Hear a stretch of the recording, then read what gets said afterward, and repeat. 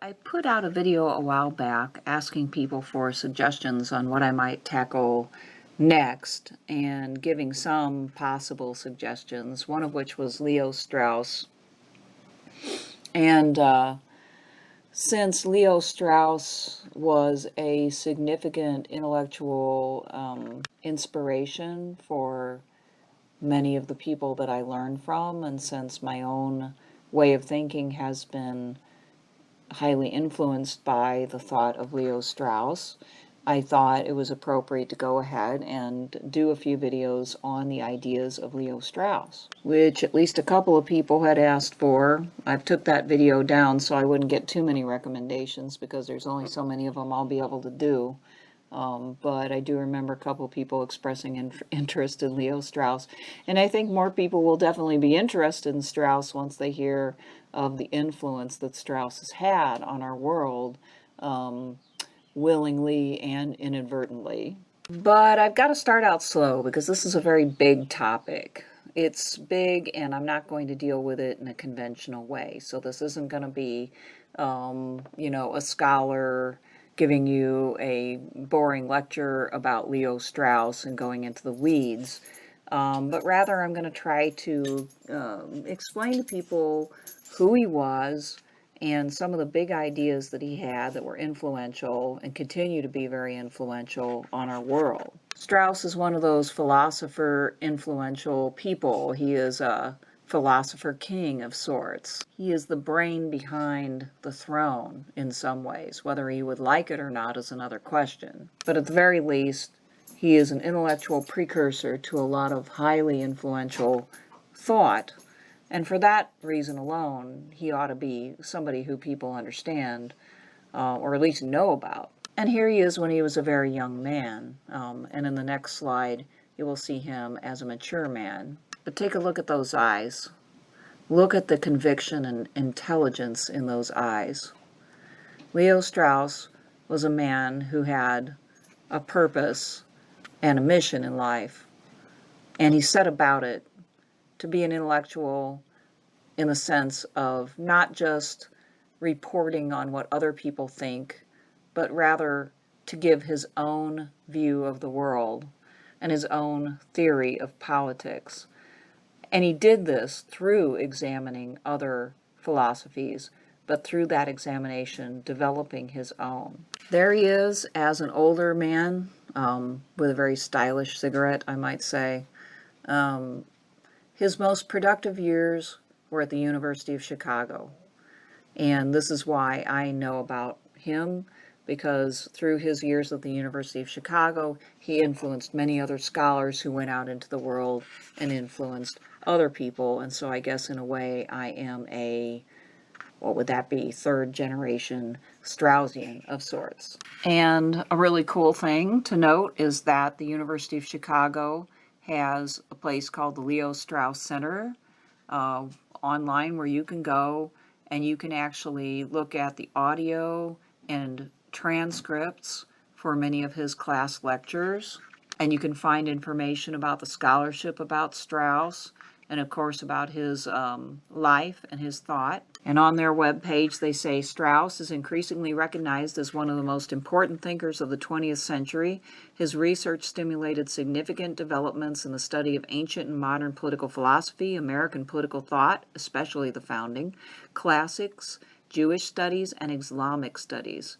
He is widely known for defending natural right, especially in its classical form, against the challenges of relativism and historicism, reopening the quarrel between the ancients and the moderns in political philosophy, emphasizing philosophy as a way of life, sharply criticizing value-free social science, stressing the centrality of the theological political problem, and distinguishing between exoteric and esoteric teachings of writers of the past. Well, and to cut to the chase, he's had a huge impact on the field of political philosophy, but far beyond that field. Leo Strauss is one of those thinkers that you may have never heard of, but basically part of your life has been impacted by his ideas anyway. And one of the ways that that impact has happened is through NeoConservatism. Now, just a caution, Leo Strauss has a huge reputation as the father of the neocons. But actually, if you read Strauss's books, what you will find, and I've read almost all of them, what you will find is that he has very little to say about politics in the sense that we normally think of them, as in partisan politics. He didn't declare himself to be a Republican or Democrat as far as I know. For all I know, he was probably a Democrat. I have no idea. But it doesn't come out in his writings at all that he has some sort of deep connection with partisan politics. And in fact, in my experience, the Straussians that I had met and that I was taught by had a sort of disdain for the nuts and bolts of the political world and partisan politics and removed themselves from it. And they seem to be doing that in the spirit of Leo Strauss, who thought about politics as an architectonic science and not some sort of crass, leaflet dispensing, commercial flinging enterprise. It was supposed to be about the good life and the way that we live our lives, which had to do with philosophy.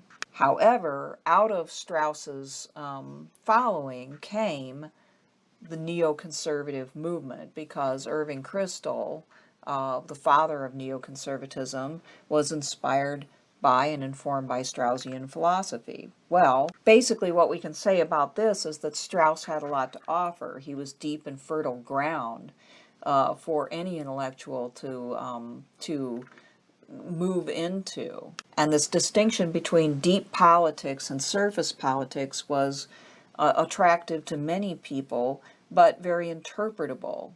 And I think that the neoconservative movement came out of Strauss and Strauss's thought, but Strauss himself probably would not have really had an opinion about the neoconservative movement.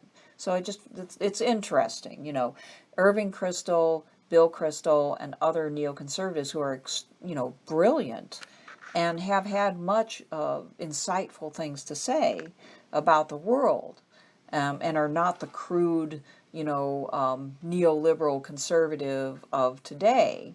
Nevertheless, in my opinion, it's a stretch to connect Leo Strauss's thought directly to the thought of even a neoconservative like Irving Kristol. However, as far as impact on the world and movements that you know about, right?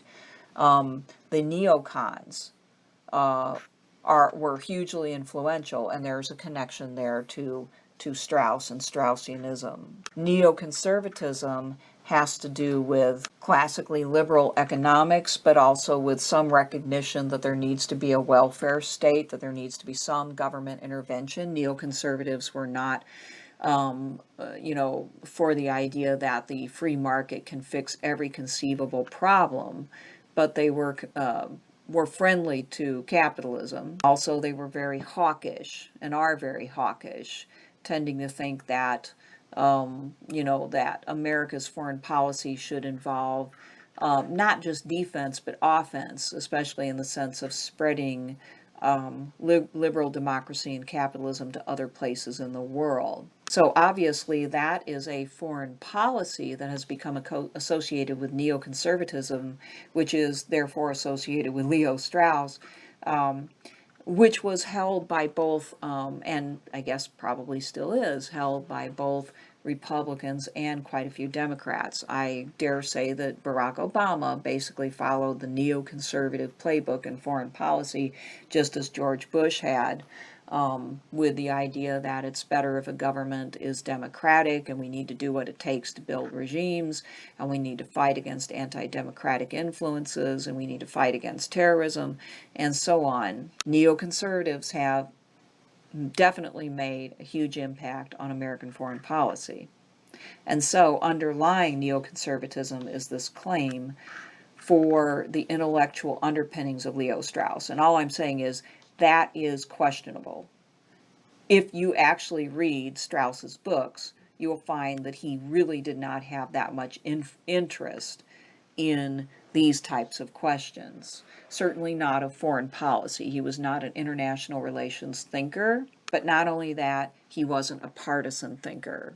he was several steps removed from anything like a partisan conversation about American politics. So there's stuff to be learned about Strauss beyond that. But in explanation of that influence, I'll just give you this quote from the University of Chicago Press.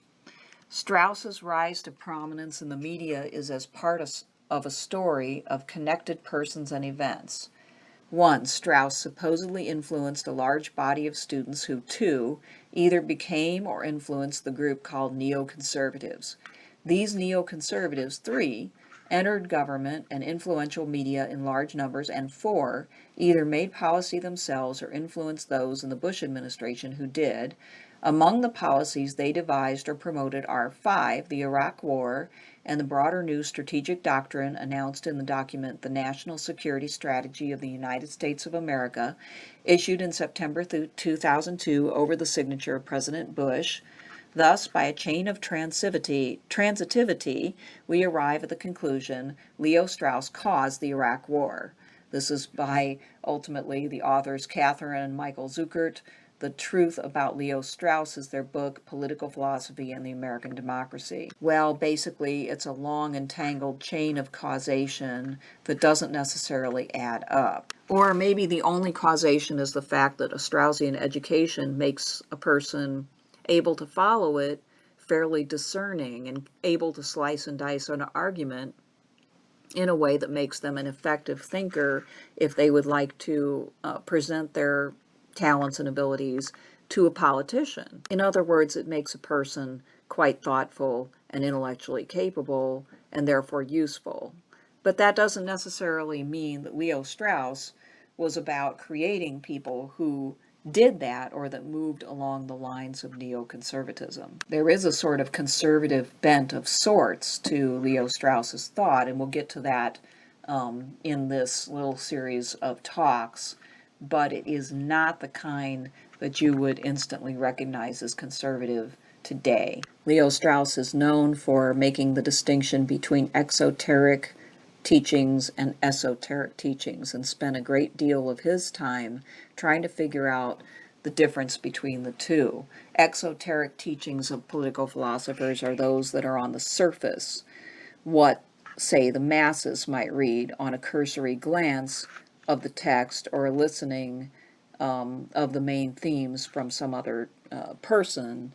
Esoteric political teachings are those that are hidden, that are beneath the surface, that are suggested to those who have the capability of reading intelligently and dissecting an argument. The reason why many political philosophers have an esoteric teaching is because of the threat of persecution in many times past and present, which means that one should not always come out in the open with one's most radical suggestions. So it's very important when we're trying to figure out the intention of an author to be able to ask the question, are they attempting to communicate at a deeper level something that might be objectionable upon the surface? It means that we have to become legalistic in a way. We need to think strategically, and we need to be able to basically parse an argument.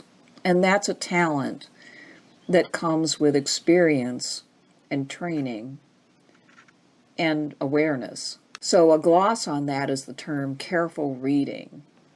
And the Straussian education is all about careful reading.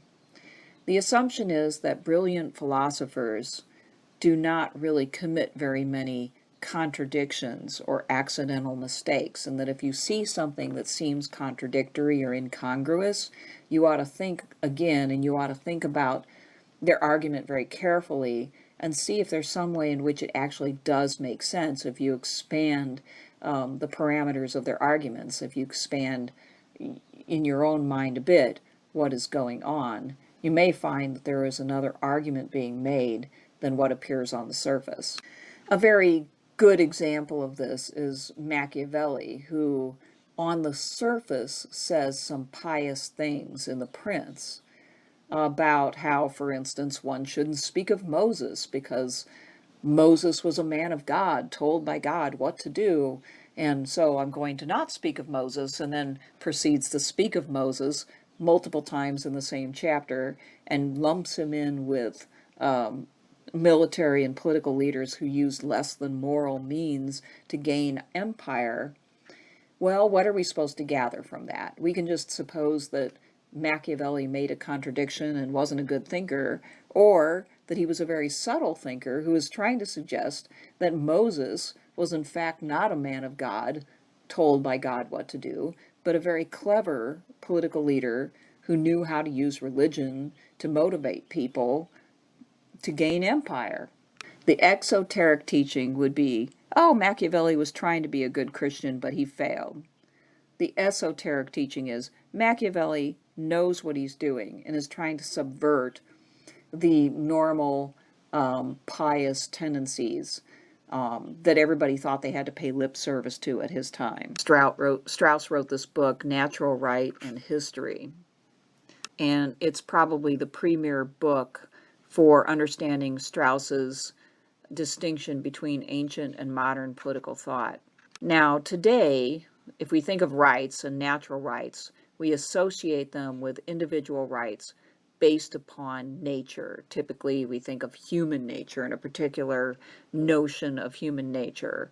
And if we are versed in political philosophy, we may say that's based upon an understanding of what mankind is like in the state of nature, which is a state without government. And typically that leads to us observing that people are self-interested and tend to try to protect themselves and their interests in the state of nature. And so their natural right is to self-preservation and then the means that of what they need to preserve themselves. So modern natural rights often include self-preservation, freedom of speech, freedom of religion, and so on. But in this book, Strauss juxtaposes modern natural right with ancient natural right or classic natural right. And classical natural right is something quite different. The natural right as developed in his, rendition of it, developed by Plato, Aristotle, the Stoics, and so on, is something closer to natural standards that people can follow if they wish to be in harmony with their own nature and to be happy. Now, forgive me because this is hard to express, and I'm probably not going to express it in a way that satisfies almost anybody, but I'm trying to do my best here when describing this distinction between modern and ancient natural right. When we think of ancient natural right, we find its origins are in the early distinction between natural and conventional, which Socrates and Plato made in their quest to try to figure out what was actually naturally best for human beings. The conventional ways could be quite wrong-headed. In Socrates and Plato's opinion, democracy, for instance, was wrong-headed. Now, the ancient democracy was direct democracy of people who were unlearned and, generally made decisions that were based upon what they perceived as their immediate self-interest, and so things didn't often work out very well. And in their view, democracy was an idea that didn't really work too well, but people pressed because it sounded good and it sounded like people would benefit from it. Conventional means man-made, and democracy in this case was man-made, and so were authoritarian and tyrannical systems where, some one individual or some family was in charge and asserted their power because they had the power, they had the wealth and the power to do so, and the military might, but that didn't make them good leaders, didn't make them right any more than democracy was. Socrates and Plato were about trying to figure out what is best for human beings by nature for real. In other words, not, these things that people have created over time, which tend to actually make them unhappy when you actually look at them, whether it's, the ancient version of democracy at the very least, which led to wars and led to, people questing after more, bigger, and better things that didn't necessarily make them any happier, to, forms of tyranny which did the same thing, which led people into wars and led people to expend a tremendous amount of energy creating monuments for leaders and sacrificing their lives for some other person's ideals, or not ideals, but, more or less goals. Yeah, so these forms of government did not make people happy. So the question for Socrates and Plato was, what actually would? What would be the actually right way to govern human beings? Well, that opened up a huge can of worms, because once you distinguish between natural and conventional, the distinction itself is radical. It leads to a rejection of tradition and a questioning of all things in the light of human reason. And this is what, the ancient Greek philosophy was all about for Leo Strauss, questioning everything in the light of reason and asking what causes people to be truly happy, what is truly just. And it's something other than either democracy or tyranny. And exactly what it is an open question, which Strauss does not actually answer, although he follows Plato down this notion of the ideal government as fostering and nurturing people's character and fostering self-control and wisdom. But he does not totally reject democracy any more than Plato does. Plato called democracy the best of the dysfunctional regimes, and Strauss seems to follow Plato in this. It is the best of the dysfunctional but practicable regimes, those that actually exist in the real world for the most part, because it's far from perfect, but it allows people a degree of freedom so that they can live their lives how they wish, and some of them will live their lives well.